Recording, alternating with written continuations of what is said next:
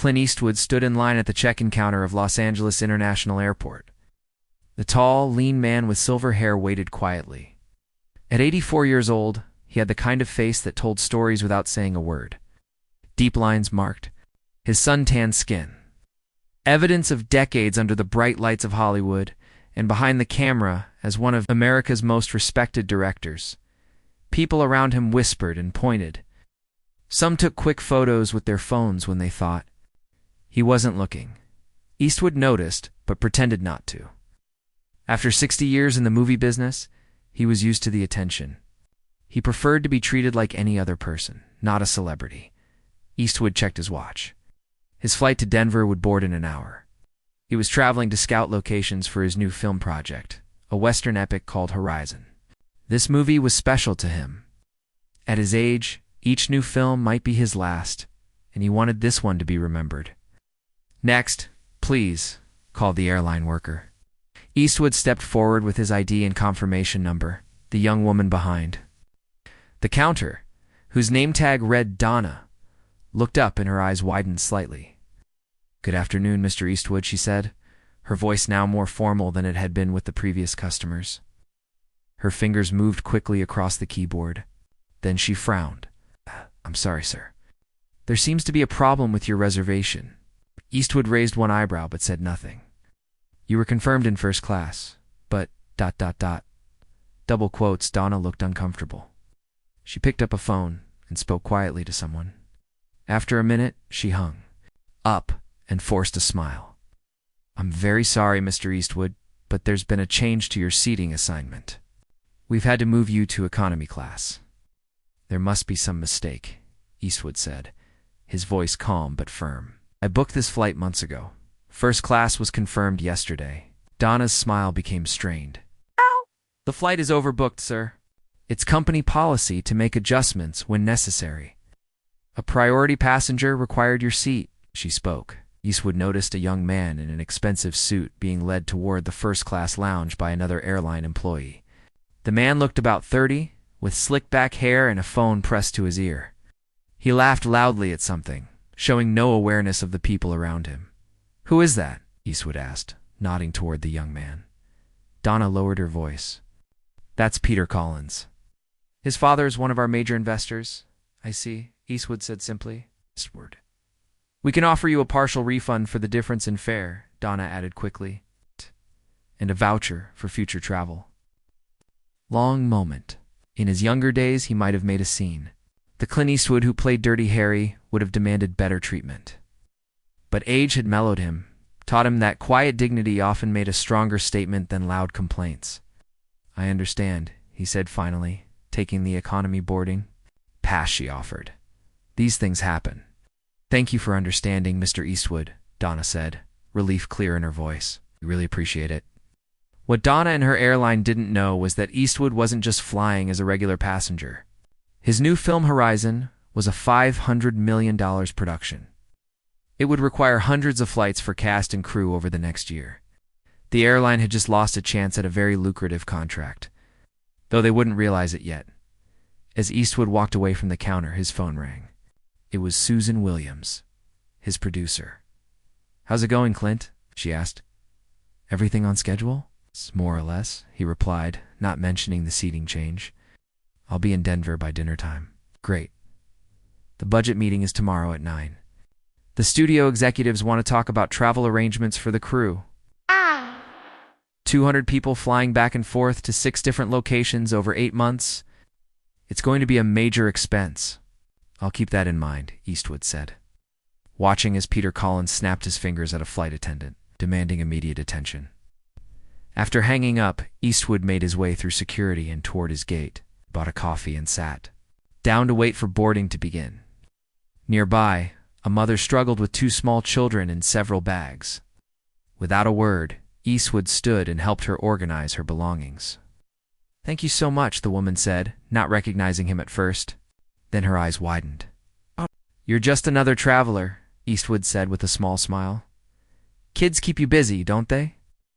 The woman nodded, grateful for his help and his kindness in not making a big deal of who he was. When boarding began, Eastwood waited his turn in line.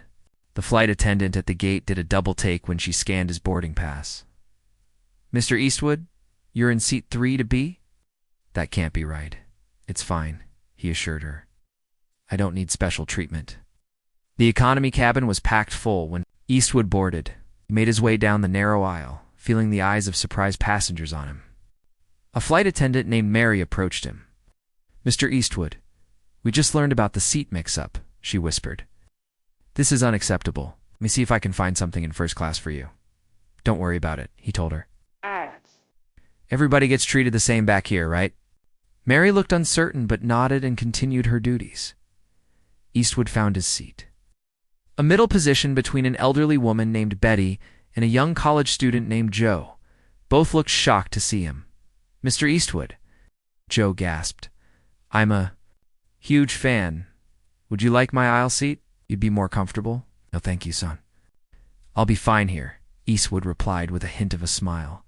For the next 3 hours, Eastwood sat in the cramped economy seat, his knees pressed against the seat in front of him. The drink cart bumped his elbow each time it passed. The bathroom line formed right next to him, with people standing uncomfortably close as they waited. Betty showed him pictures of her grandchildren. Joe nervously asked about Eastwood's favorite films he had directed. Eastwood answered patiently, treating them with the same respect he would give to studio executives or fellow actors. When the meal service came, Eastwood received the same small tray as everyone else in economy. He ate without complaint, though. The chicken was dry and the vegetables overcooked. "I can't believe they put you back here," Joe said. If I were Clint Eastwood, I'd be furious."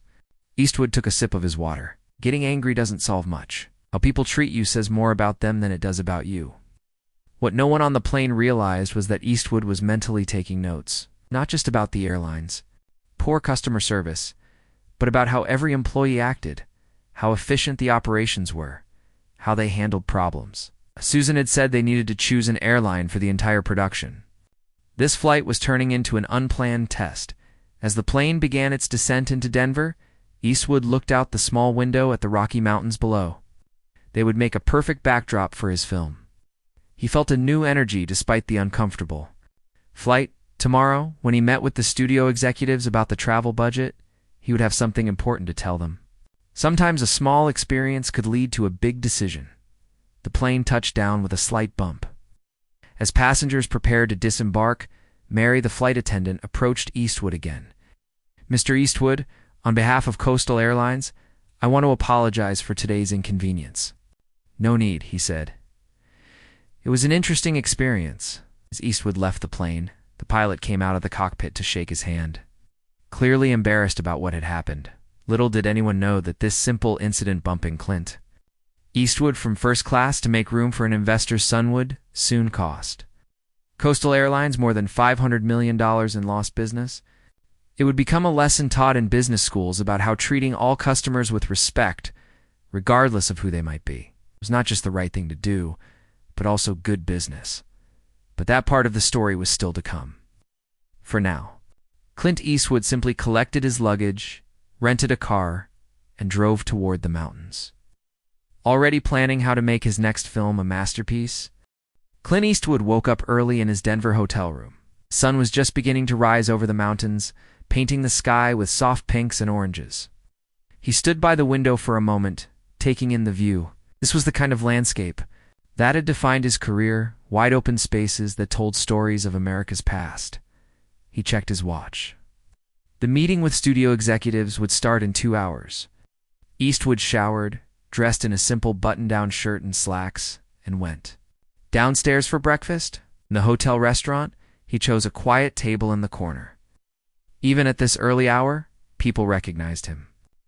A few asked for autographs, which he signed with a friendly nod. At exactly 9 o'clock, Eastwood walked into the conference room where Susan Williams, his producer, was already setting up her laptop. 5 men and women in expensive suits sat around the table. They stood when Eastwood entered. "Good morning, Mr. Eastwood," said George Parker, the head of the studio. "What's your flight yesterday?" "Educational," Eastwood replied with a small smile. The executives laughed, not understanding what he meant. They thought he was making a joke. Only Susan gave him a curious look. She had worked with him long enough to know when something was on his mind. "Let's get started," George said. "We have a lot to cover today. Horizon is going to be our biggest project next year. $500 million is a serious investment." For the next hour, they discussed filming locations, casting, choices, and special effects budgets. Eastwood listened more than he spoke. When he did talk, everyone paid attention. His quiet authority had that effect on people. Finally, they reached the topic of travel arrangements. "We've received bids from several airlines," Susan explained, handing out folders to everyone. "Coastal Airlines has offered the best rate. They're proposing a 20% discount if we book all our travel through them. That would save us nearly $1 million over the course of production."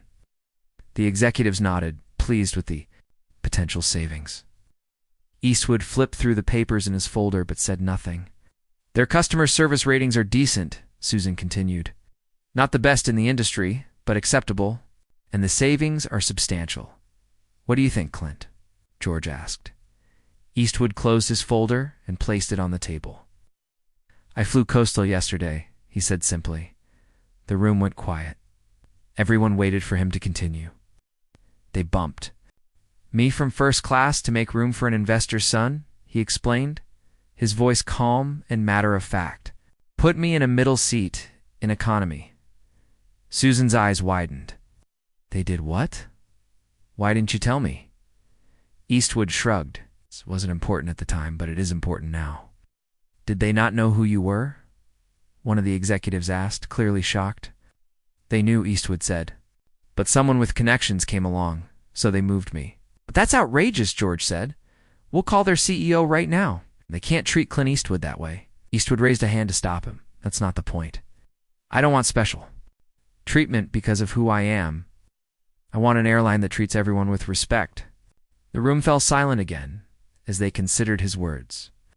"If they'll bump a paying customer for someone with better connections, how will they treat our crew?" Eastwood continued. "The camera operators? The lighting team? The people who make our films possible but don't have famous names?" Susan nodded slowly, understanding what he was saying. "We need a partner who values every passenger," Eastwood said. "Not just the ones they think are important." George Parker looked thoughtful. "You're right, of course. But $1 million is a significant amount."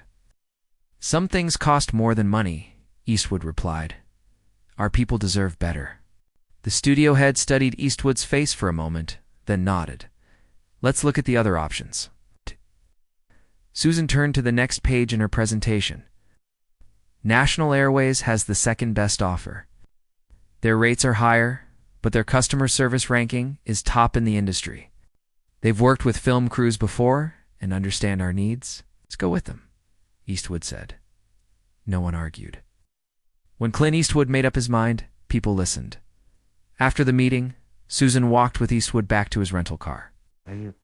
"Could have made a scene at the airport," she said. "It's demanded better treatment. Used your name to get what you wanted." Eastwood shook his head. "That's not who I am. Never has been." "I know," Susan smiled. "That's why people respect you so much." That afternoon, Eastwood drove into the mountains to scout filming locations. He met with local officials who were excited about having a major Hollywood production in their area. Jobs would be created. Hotels and restaurants would be filled. The economic impact would be significant. "We'll need to fly in about 200 crew members," Eastwood explained to Bill Rogers, the mayor of a small mountain town. "Keep them here for several weeks of filming." "That's wonderful news," Bill said. "Which airline will they be using?" "My brother works for Coastal. Maybe he can help arrange things." "We're going with National," Eastwood replied. "Had a good experience with them." The mayor nodded, not knowing how close his brother's company had come to landing a major contract, or how a single act of poor customer service had cost them the opportunity. Later that evening, in his hotel room, Eastwood received a call from Susan. "You won't believe this," she said. "Coastal Airlines somehow found out we chose National instead of them." Their vice president called to ask why. "What did you tell him?" Eastwood asked. "I explained what happened to you yesterday." He was horrified. I said they want to make it right. They're offering an even bigger discount now, plus guaranteed first-class upgrades for all our key people. "And the rest of the crew?" Susan paused. They didn't mention the rest of the crew, and nothing's changed, Eastwood said quietly. Stick with National. The next day, Eastwood flew back to Los Angeles. This time, he was on a National Airways flight. The difference was noticeable from the moment he checked in. The staff was friendly and efficient with every passenger, not just those they recognized. The plane was clean. The service was professional. In first class, Eastwood sat next to Linda Martinez, a lawyer returning from a business trip. They talked about books they had read recently. The flight attendant, Jack, treated everyone with the same friendly respect. When they landed in Los Angeles, news crews were waiting at the airport. Word had gotten out about what happened on the Coastal Airlines flight. Reporters shouted questions as Eastwood walked through the terminal. Mr. Eastwood, is it true you were kicked out of first class? Are you planning to sue Coastal Airlines? Do you have to say about how they treated you? Eastwood stopped and faced the cameras. No. The reporters went quiet, waiting for his statement. Everyone expected him to criticize the airline, to use his celebrity status to shame them publicly. Instead, he simply said no comment, and continued walking. That short response, or lack of response, made bigger headlines than any angry tirade. It spoke of dignity and restraint. It showed a man who didn't need to make a public spectacle to make his point. What the reporters didn't know, what Coastal Airlines was just beginning to realize, was that Clint Eastwood's quiet decision about which airline to use for his film production would send shockwaves through the industry. The financial impact would go far beyond the loss of one contract. As Eastwood drove home that evening, his phone rang constantly with calls from other directors and producers. Word was spreading fast about what had happened. In Hollywood news, traveled quickly, especially when it involved someone as respected as Clint Eastwood, by choosing dignity over drama.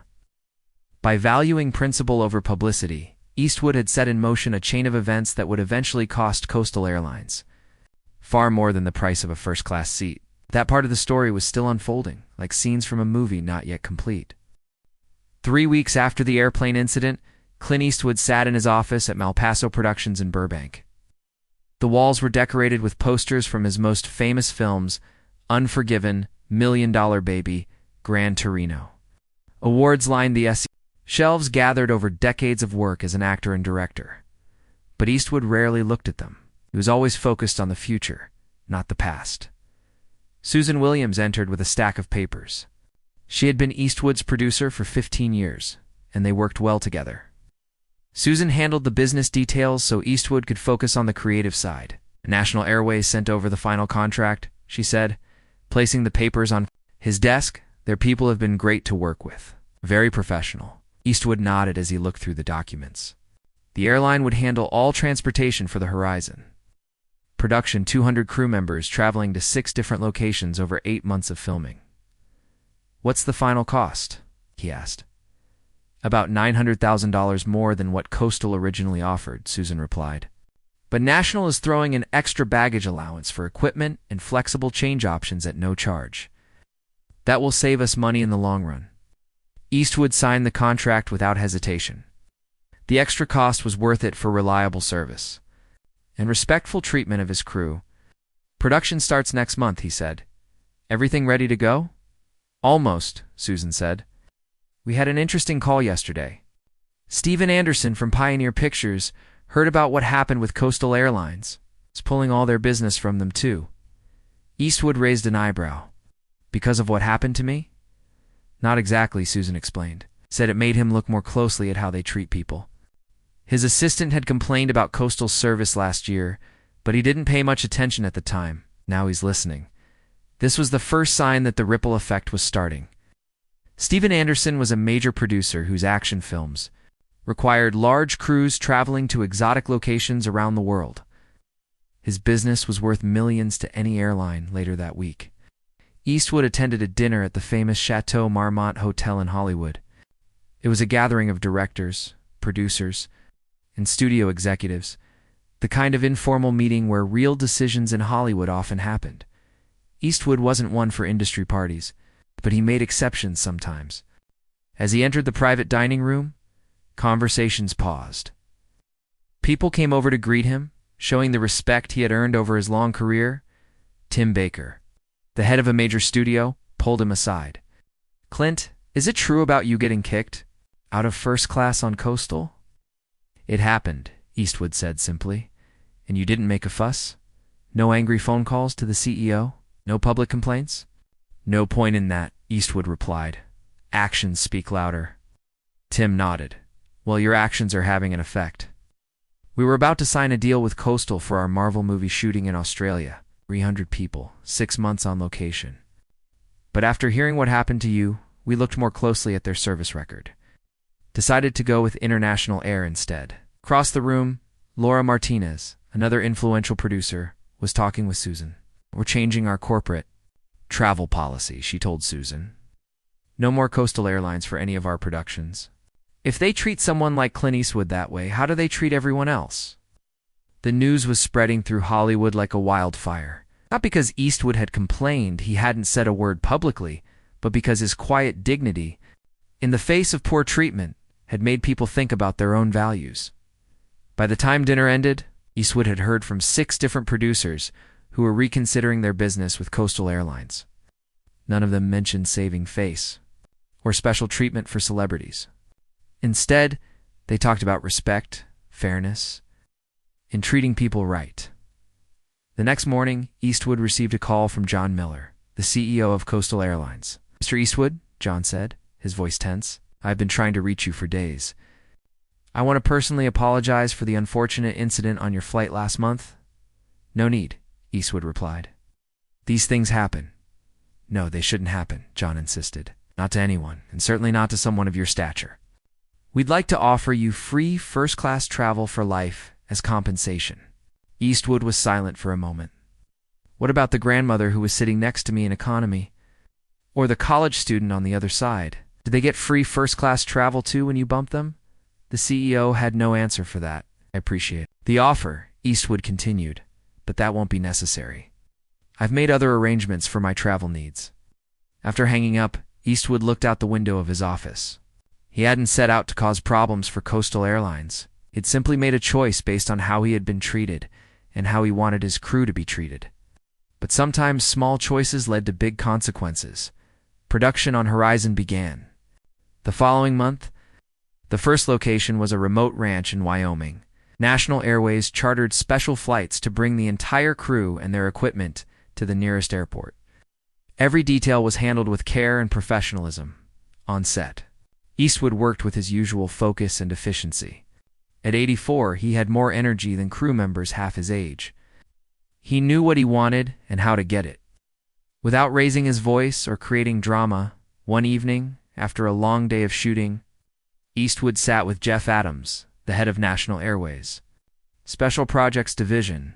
Jeff had flown in to make sure everything was running smoothly with the transportation arrangements. "I have to thank you, Mr. Eastwood," Jeff said. "Your business has been great for us, but it's more than that. Since you've signed with us, we've had calls from every major studio in Hollywood. They all want to know about our services for film productions." Eastwood nodded. "Word travels fast in this business. It's not just the film industry," Jeff continued. "Corporate clients are calling too. They've heard about how Coastal treated you, and they're reconsidering their travel partners. Our bookings are up 30% in the last month alone." What had started as one man's quiet decision was turning into a major shift in how companies chose their airline partners. It wasn't about celebrity status anymore. It was about something more fundamental, how businesses treated people, regardless of who they were. Meanwhile, at the headquarters of Coastal Airlines, the situation was becoming serious. John Miller called an emergency meeting of his executive team. "The numbers are worse than we thought," he told them. "We've lost 15 major studio contracts in the past month. Corporate bookings are down 12%. It all traces back to the Eastwood incident." "But it was just one passenger," said Robert Evans, the company's chief operating officer. "One seat on one flight." "Wasn't about the seat," John replied. "It was about respect. It's about how we decide who matters and who doesn't. Costing us millions." The executives looked at each other nervously. None of them had predicted that bumping one passenger, even a famous one, could have such far-reaching consequences. "We need to fix this," John said firmly. Not just our public image, but our entire approach to customer service. Every passenger matters, not just the ones with connections or famous names. As the meeting continued late into the night, Coastal Airlines began planning a complete overhaul of their customer service policies. But the damage was already done. In the court of public opinion and in the business world, they had already been judged and found wanting. And it had all started with one simple decision: to bump Clint Eastwood from first class to make room for someone they thought was more important. 6 months had passed since Clint Eastwood was bumped from first class. Summer turned to fall, and the golden Wyoming landscape where he filmed Horizon changed with the seasons. The production moved from location to location, following Eastwood's carefully planned schedule. Everyone involved could feel they were making something special. On a crisp October morning, Eastwood stood watching the sunrise over the mountains. He wore his usual outfit on set: simple jeans, a light jacket, and a baseball cap. 84, he moved more slowly than in his younger days, but his mind remained sharp and focused. Susan Williams approached with a tablet in her hand. "Morning, Clint. We've got the latest numbers." Eastwood nodded, taking the tablet from her. The screen showed box office projections for Horizon. Early interest was strong, with industry experts predicting it could be one of his most successful films. "National Airways called," Susan continued. "They want to know if they can use our testimonial in their new advertising campaign. They're seeing record growth in their entertainment industry business. As long as they don't mention what happened." With Coastal, Eastwood replied, "This isn't about making anyone look bad." Susan smiled. She had worked with Eastwood long enough to know he wasn't interested in public feuds or using his influence to hurt others. He simply lived by his principles and let his actions speak for themselves. "There's something else," she said, her expression turning serious.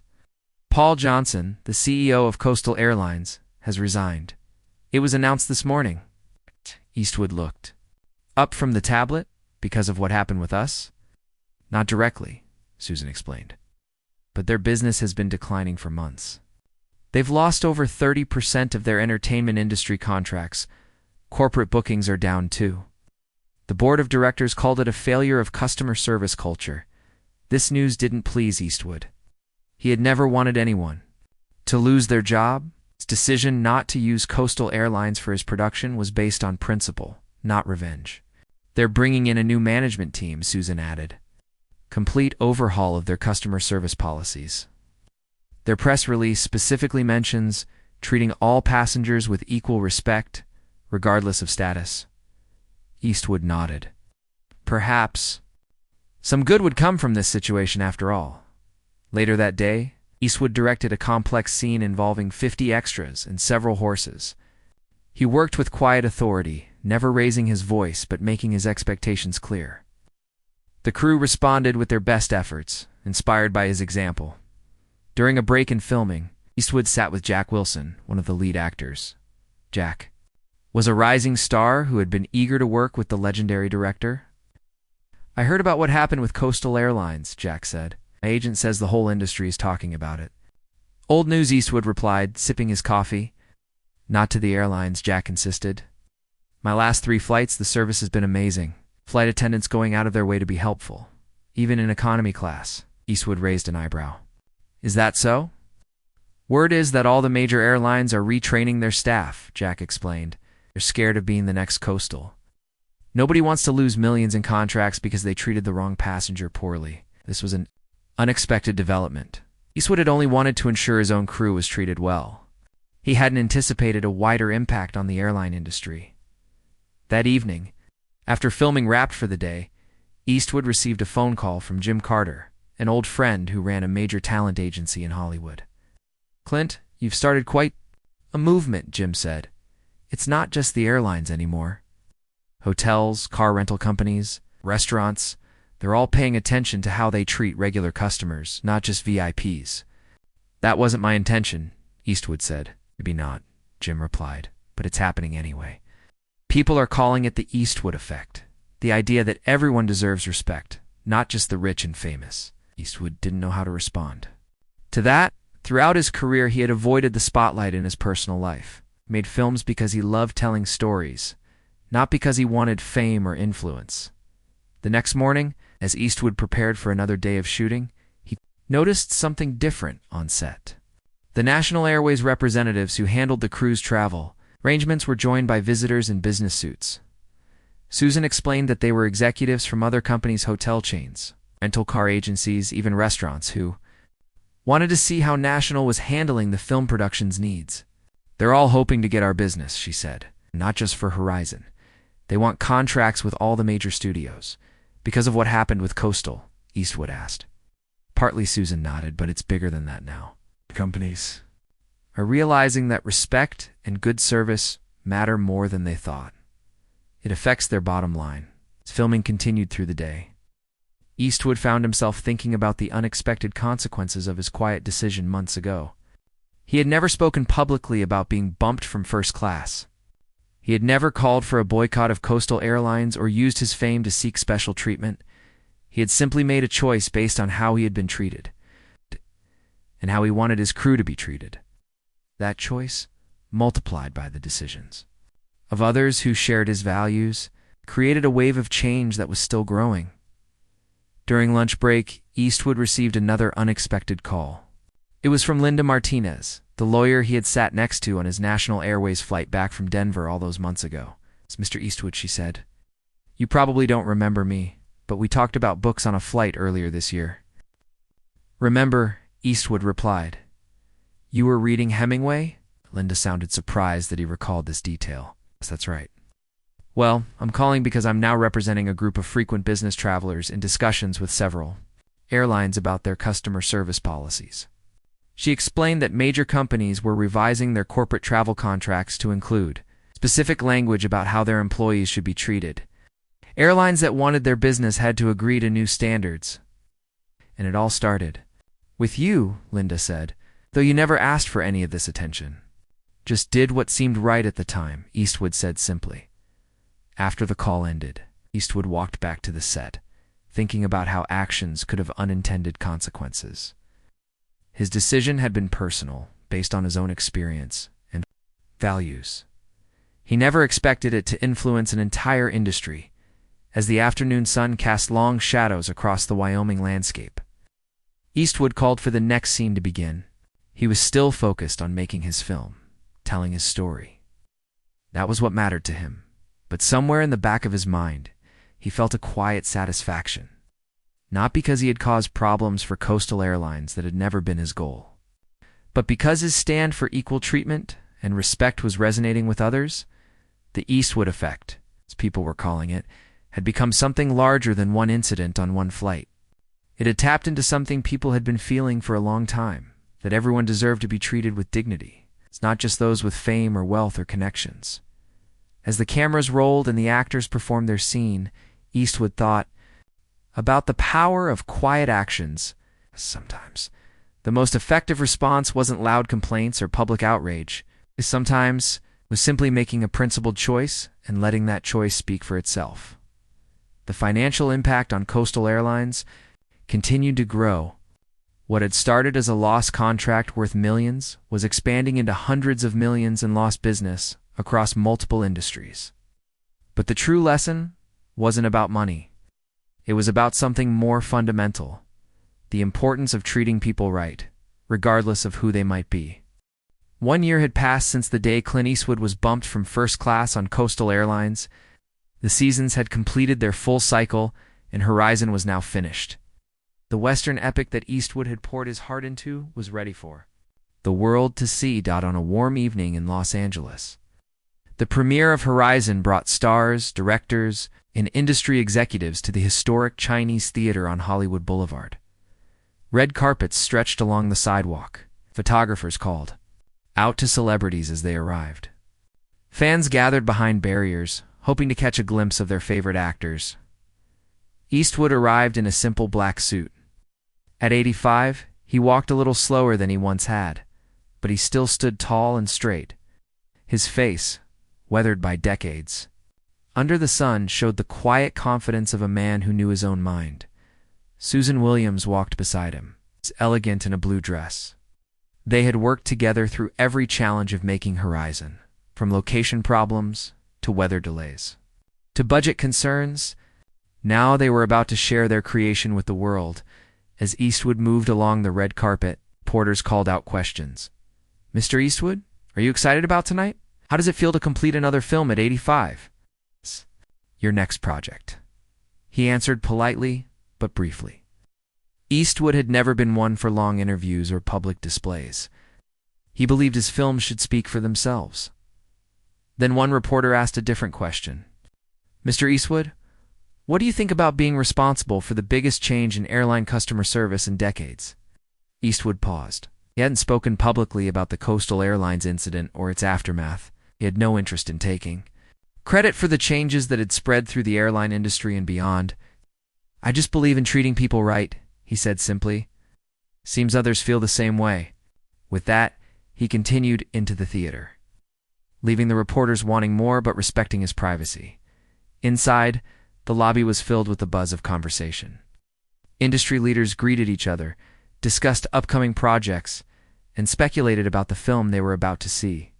But there was another topic being discussed in quiet corners: the financial fate of Coastal Airlines. Alan Foster, the head of a major studio, approached Eastwood with a handshake. "Congratulations on the film, Clint. Early reviews are excellent." "Thank you," Eastwood replied. "Heard the news about Coastal?" Alan asked. "Their stock hit an all-time low yesterday. They're talking about selling to International Airways." Eastwood frowned slightly. He'd never wanted to cause the failure of a company or the loss of jobs.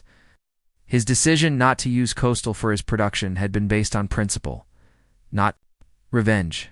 "It's not just because of what happened to you," Alan added, seeing Eastwood's expression. "You were just the catalyst. They had deeper problems with how they treated people. You made everyone notice." Before Eastwood could respond, the lights flashed, signaling it was time to enter the main theater. He took his seat near the front, next to Susan and the film's stars. As the lights dimmed and the movie began, the airline situation faded from his mind. For the next 3 hours, he was absorbed in watching his vision come to life on the screen. Horizon was everything Eastwood had hoped it would be: a powerful story of the American West, told with honesty and heart. When the credits rolled, the audience rose in a standing ovation. Many had tears in their eyes, moved by the film's emotional impact. At the reception afterward, Eastwood accepted congratulations from friends and colleagues. Critics were already calling Horizon one of his finest works, perhaps even worthy of another Academy Award. Among the guests was Jeff Adams from National Airways, who had handled the transportation for the entire production. He approached Eastwood with a warm smile. "Mr. Eastwood, I wanted to thank you again," Jeff said. "Our business has increased by 60% since we began working with you. Every studio wants to use our services now." "You earned it," Eastwood replied. "Your people did a good job." "It's more than that," Jeff insisted. "You changed how companies think about customer service. It's not just about special treatment for VIPs anymore. It's about respect for everyone." As the evening continued, Eastwood noticed a man standing, alone near the bar, looking uncomfortable in the Hollywood crowd. He was in his 50s, with graying hair and a serious expression. Something about him seemed familiar. Susan noticed Eastwood's gaze and leaned closer. "That's David Russell," she whispered, "the new CEO of Coastal Airlines. He asked specifically to be invited tonight." Eastwood was surprised. He hadn't expected anyone from Coastal to be at his premiere. After a moment's thought, he walked over. "To the man, Mr. Russell," he said, extending his hand. "Clint Eastwood." David looked relieved to be approached. "Mr. Eastwood, thank you for taking the time to speak with me. I've been hoping to meet you." "What brings you to a movie premiere?" Eastwood asked. "Not the usual place for an airline CEO." David smiled slightly. "I wanted to thank you, believe it or not. What happened to you on our airline last year was unacceptable. But it forced us to make changes we should have made long ago." He explained that when he took over as CEO 6 months earlier, Coastal Airlines was in serious trouble, had lost hundreds of millions in business.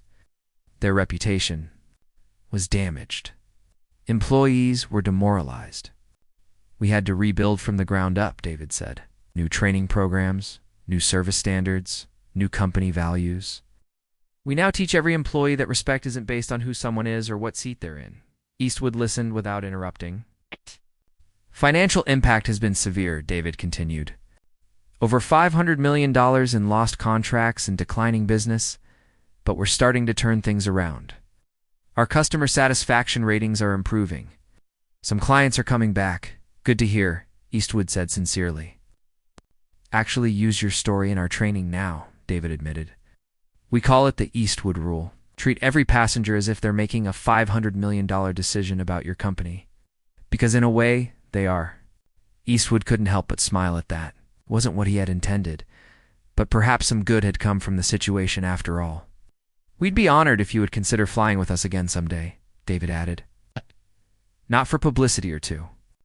Make amends, but to see if we've truly changed. Maybe someday, Eastwood replied. Non-committal, but not unkind. As the evening drew to a close, Eastwood and Susan shared a quiet moment away from the crowd. The premiere had been a success. Horizon was being praised as a masterpiece. But Eastwood found himself thinking about something else. The unexpected impact of one small incident on an airplane. Did you ever imagine that getting bumped from first class would lead to all this? Susan asked, seeming to read his thoughts. Eastwood shook his head. Never about making trouble, just wanted people to be treated right. That's why it made such an impact, Susan said. You didn't demand special treatment because you're Clint Eastwood. You asked for everyone to be treated with respect. They walked toward the exit. Several young filmmakers stopped Eastwood to express their admiration, not just for Horizon, but for how he conducted himself in life and business. They had heard about the airline situation and how he had handled it. With quiet dignity, Eastwood listened politely, but didn't feel he had done anything special. He had simply lived by the principles that had guided him throughout his long career. Do quality work, treat people fairly, and let your actions speak louder than words. Outside, as his car pulled up to take him home, Eastwood looked back at the theater with its bright lights and enthusiastic crowds. His film would be remembered. He hoped for its storytelling and heart. But perhaps he had created another kind of legacy without intending to, a reminder that how we treat others matters, regardless of who they are or who we think they might be. The Eastwood effect, as people called it, had cost Coastal Airlines over $500 million. But its true value wasn't measured in money. It was measured in a renewed commitment to respect and dignity that had spread from one industry to many others. And it had all started with one simple moment. When Clint Eastwood was kicked out of first class and chose to respond not with anger or demands, but with quiet principle and determination. Sometimes the most powerful lessons come from the most unexpected situations.